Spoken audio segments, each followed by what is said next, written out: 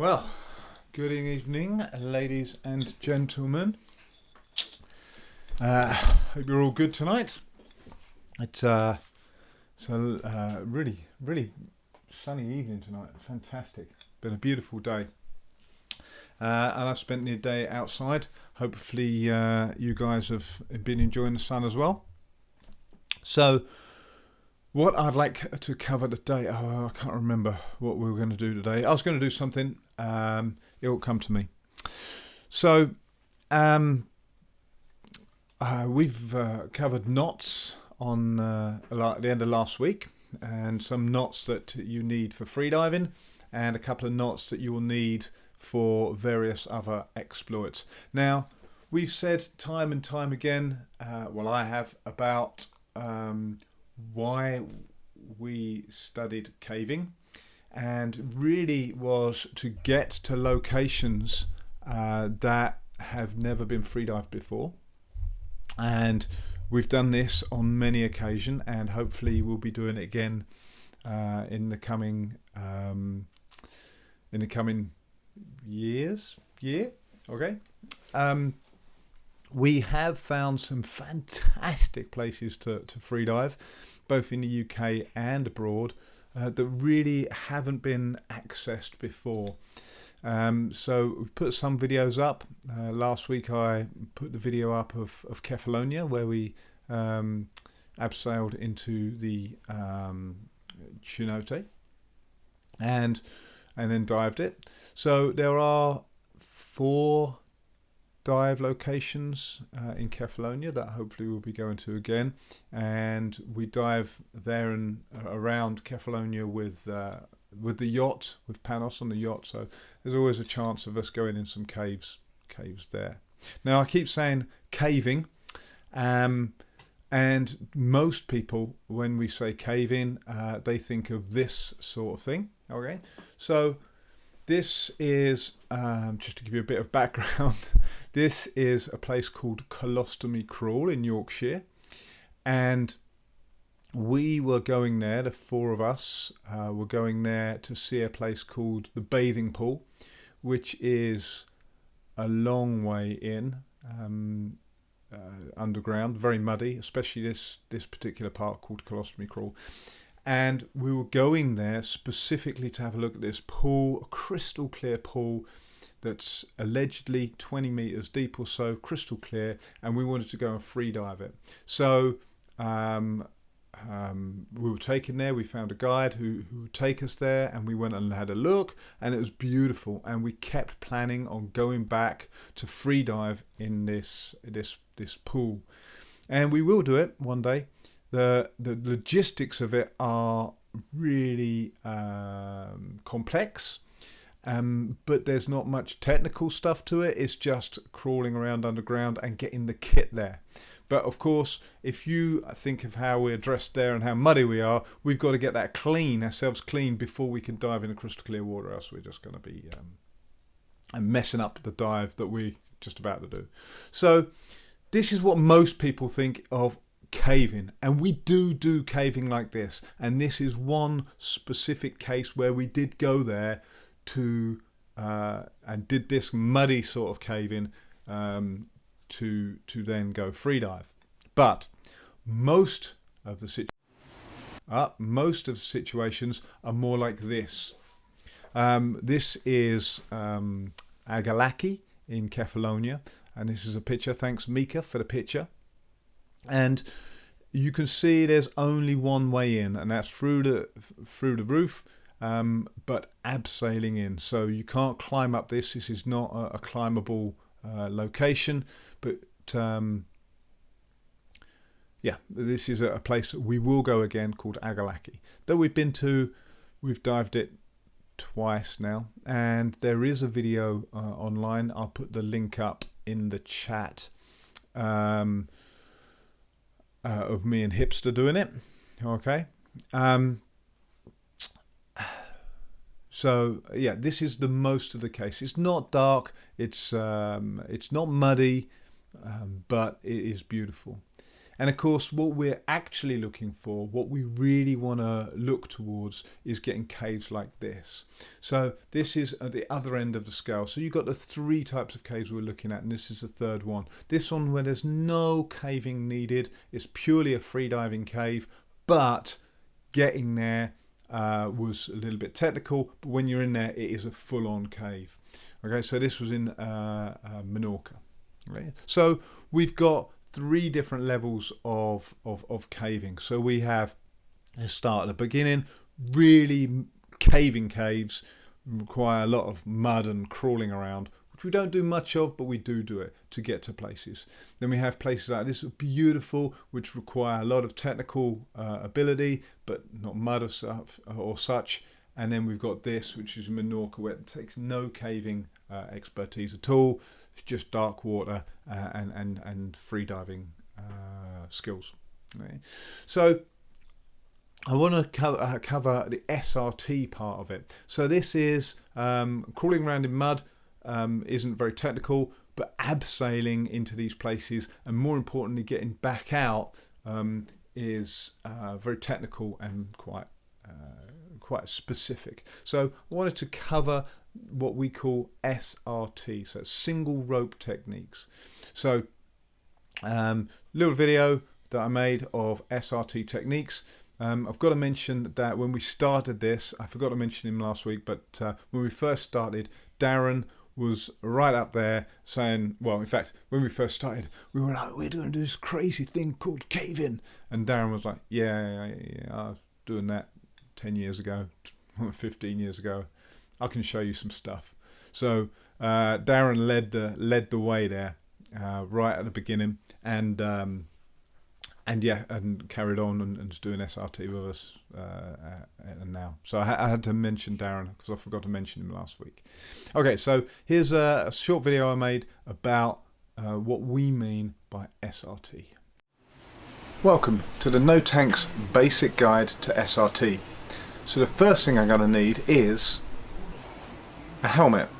This is a Petzl with a caving light on the front. I won't need the light, but any climbing helmet would do for this. Next up, I need a caving harness, very similar to a climbing harness, but with this mail-on in the front, very low slung. And on this mail, I'm going to attach 3 things. The first is a chest ascender, but this moves around quite a lot, so I need to hold that in place with a chest harness. Then I'm going to attach a braking system. So this is called a rack or a ladder, but today I'm going to demonstrate with a Petzl stop. This simply clips on here and tightens up here. Then on this side I'm going to have the 3rd and the most used piece of equipment, a pair of cow's tails. We have a long one that we use for protection, should be about this long, and a short one we use to hold our position when we're hanging off things and trying to work. And that's about the right length.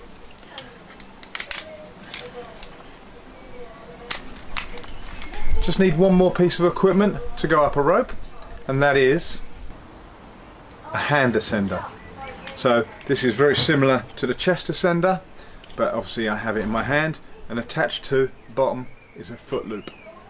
So if I were to be here and I had a rope that I want to climb, I simply attach the chest ascender, which only goes one way, and the hand ascender, which also only goes one way. Put my foot in the foot loop, and away we go.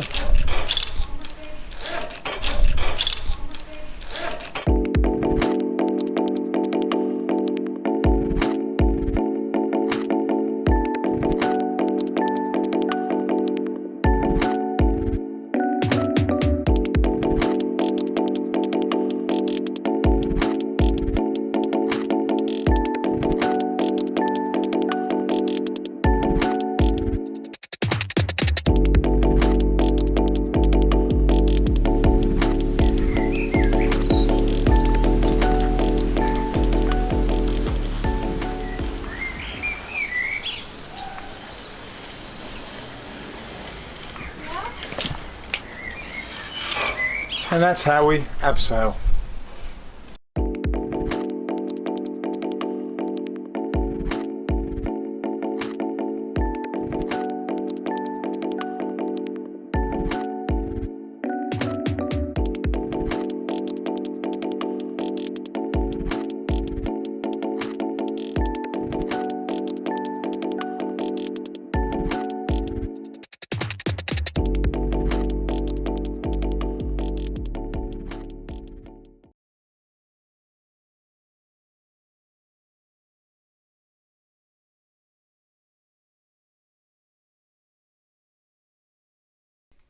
Sorry about that. Couldn't find the right thing to click on. Okay, so hopefully that gives you a real soft idea about what we do when we talk about SRT. So the basic equipment that we have for SRT. Okay, and we teach this in No Tanks. And again, last week I gave a link or showed the video of the ELF test that we do in Wales. So the extreme location freediving test, which does include all the different aspects of getting to places and doing these exploration and freediving. So question is, why would you want to do it?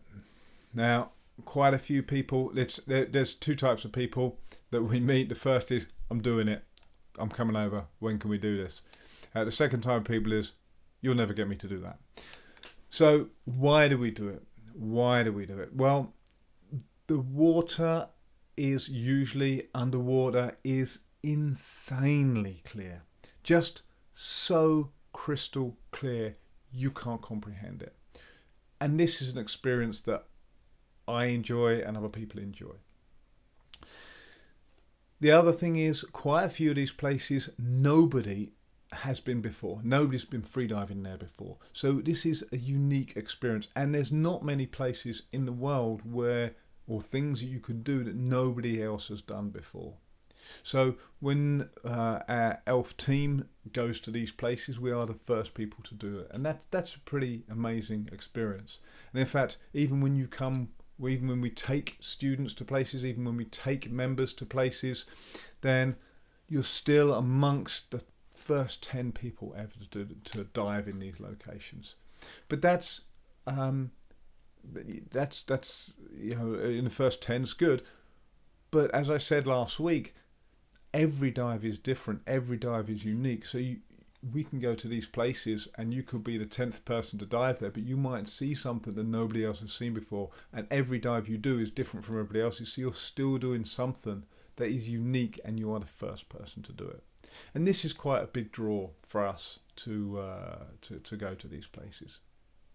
The technical difficulty of getting to these places is obviously a challenge, and there's skills that need to be learnt. And I personally feel that we should be learning things at every point in our life. We can learn and progress as people, as humans, as we should be doing. So there's skills to be learnt, challenges to be had, and unique diving opportunities. So if that's not a reason enough to dive these locations, how about immense beauty? Now, I've shown that picture of Hipster in Menorca, and you can't argue with the beauty of this. Okay. So I think actually I might have put the wrong picture on one of these, but let's have a look. So there's this is again from Kefalonia, stalactites that were formed when these caves were dry. So thousands of years ago, these stalactites were formed before the water kind of came in. And these insane, immense, amazing locations, awesome locations, we can dive, and so that's the fourth reason why you might want to do these sort of things. Okay, so don't really know what more to say about SRT. We run the course, we run the courses, we teach people to do stuff. Oh, that reminds me, while I'm online, I've got to have a word with Chubb because I've got to learn how to use my safety systems on my rack. So Chubb, you're my man later. That's a personal note.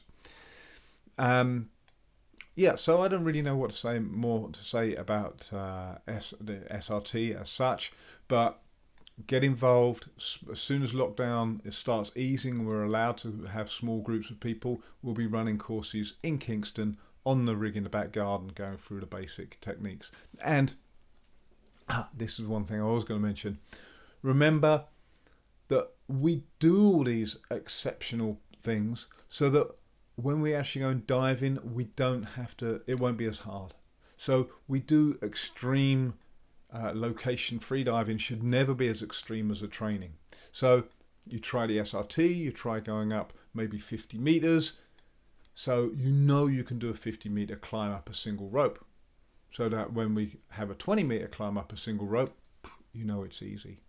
And we take this philosophy straight from our freediving philosophy. So we train hard.